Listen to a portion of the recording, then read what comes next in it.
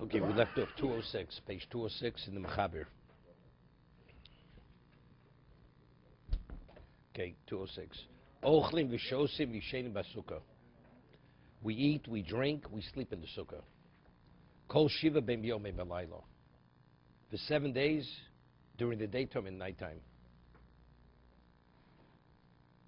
Ven yishenim chutz l'sukkah afilu shnas aray. One doesn't even sleep. One does not sleep at a sukkah, even something which is not considered substantial sleep. Aray, you just doze off. You won't put your head down for 5 minutes. Someone asks, the halacha is by tefillin. Tomorrow sukkah asks the question by tefillin. If a person wants to just doze off by tefillin, shinas aray, it's permitted. But shinas keva is not permitted. So why do we differentiate by sukkah? Evidently, it's not considered sleeping.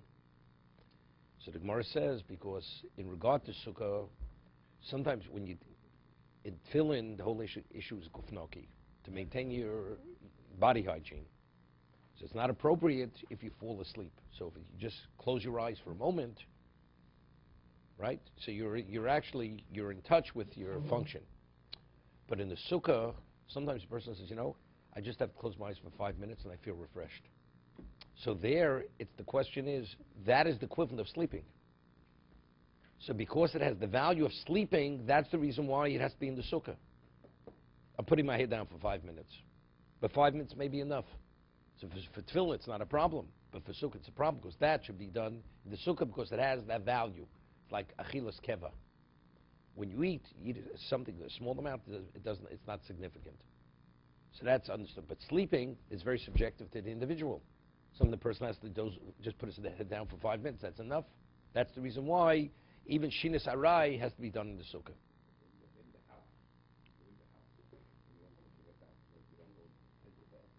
You don't have to go to bed. Who said you have to be in bed? Just sitting in your chair. Doesn't make a difference, but you're in your house.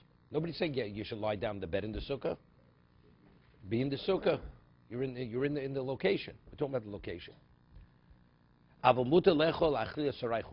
But eating wise, something which is considered aray, which we'll see. Let's say if it's a bread product. Bread, if it's less than not more than a beya, 2 kzeisim, you're permitted to eat not more than 2 kzeisim out of the sukkah. I was once in Manhattan on sukkahs. I had to be here for something.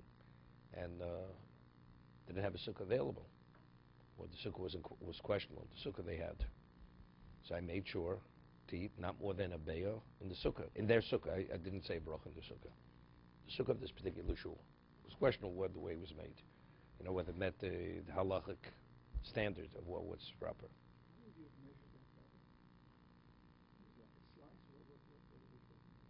A small challah roll? Yeah. Small challah roll is probably a little bit more than a beya. A half of that is a beya. A half of that, 2 kazeisim.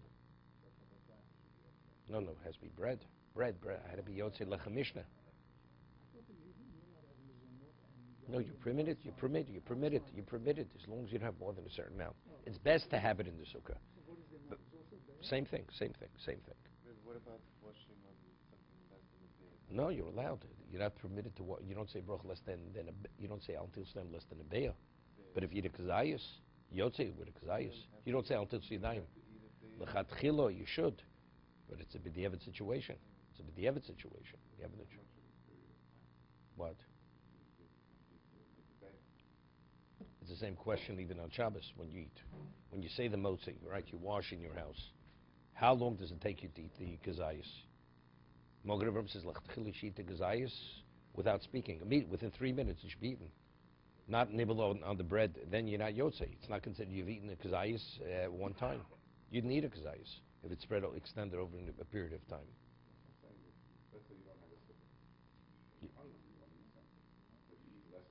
sukkah. No. It's still it's considered you've eaten. That's considered you've eaten. We'll see.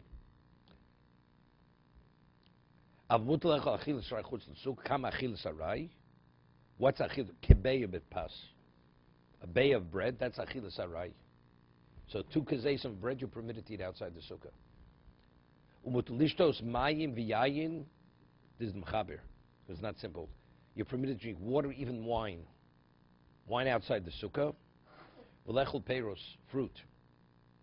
So if you don't have a sukkah, you don't wash, you don't have grain, you have fruit, you have cheese, you have meat, it's not a problem. Lechol perus, afilu kov aleim. Okay? Even if you ate a substantial amount, this is your meal. Chutz l'sukkah, you're permitted to have umishiyachran la'atzmo v'lishta chutz l'sukkah afilu mayim. But a person who's machmer, he takes it upon himself not even to drink water out of the sukkah, hareza mishubach. He's praiseworthy. It's okay, he's praiseworthy. V'tavshel osi b'chamish zamidim. What about if you have a cooked product, which part of the ingredient is the 5 grains, which is mazonos? In koveol of choshev keva. If you eat a substantial amount of it, that's keva. So it'd be like, let's say, cake. Or you have a noodle pudding, something like that. Or cholent, you have barley in it. You'd be kaveh suda on that.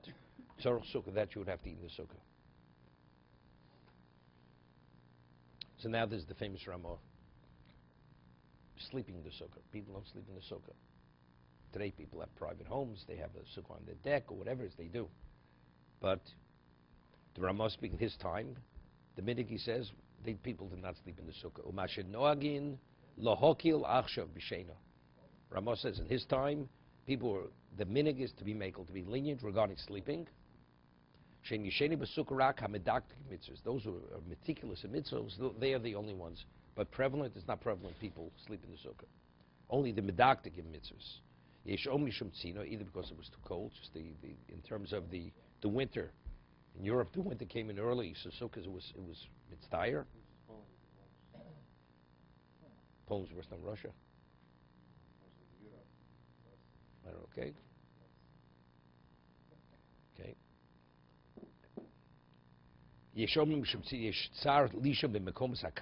Because it's regions, areas where it's very cold.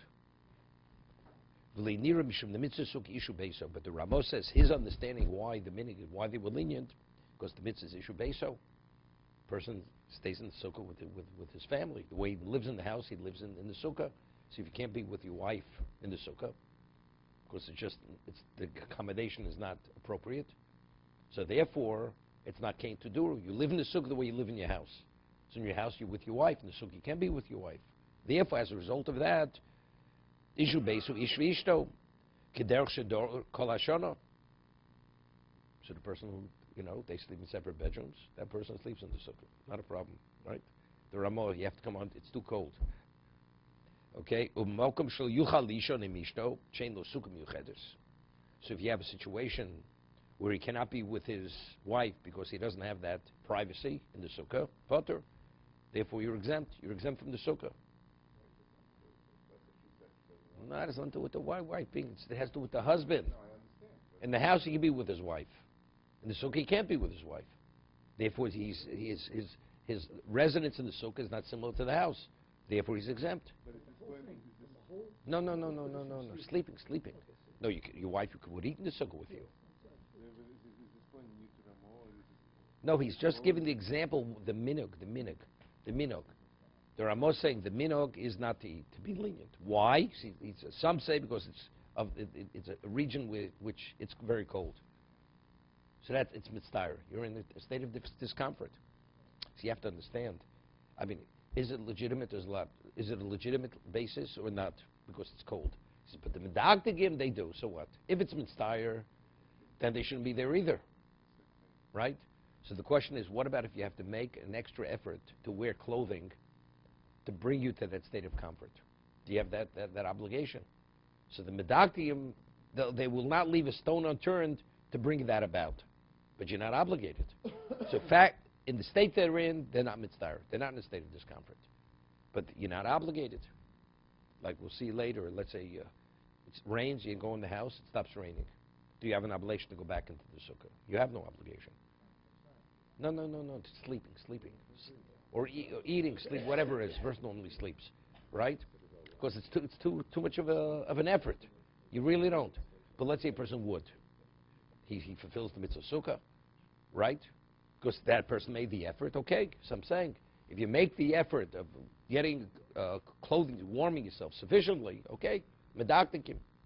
A person buys a heater for a sukkah, and it's an expense. So, but if you don't have the heater, it's mitzvah. You have the heater, it's not mitzvah.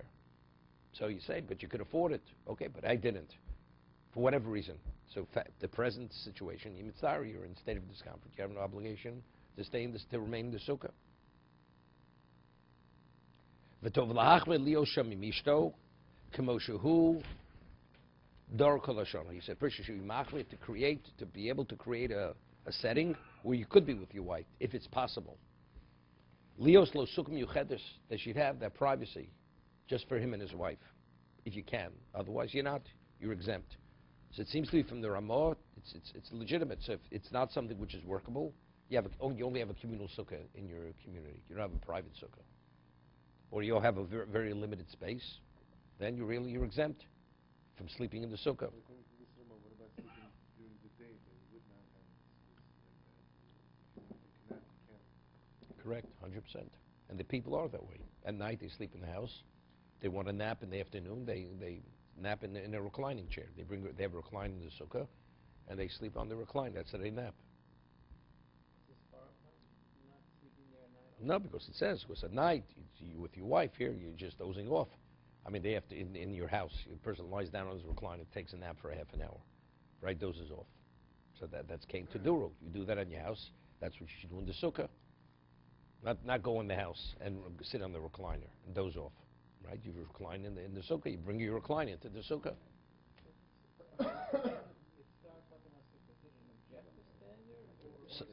Subjective. So a person that's very opportunistic, that person. You're right. He Right. I mean, even though others are yeah, we discussed this yesterday. Person's very sensitive to smell, and there's something which really some people, you have yellow jacks. Today it's less because we have all these contraptions we put up, these zappers, this or whatever it is. Person, is concerned he'll get bitten. He may have allergic reaction, right? He shouldn't be there. He should stay in the house. Other people that, what's the probably get bitten? Probably not. And even if they get bitten, they're not going to have allergic reaction.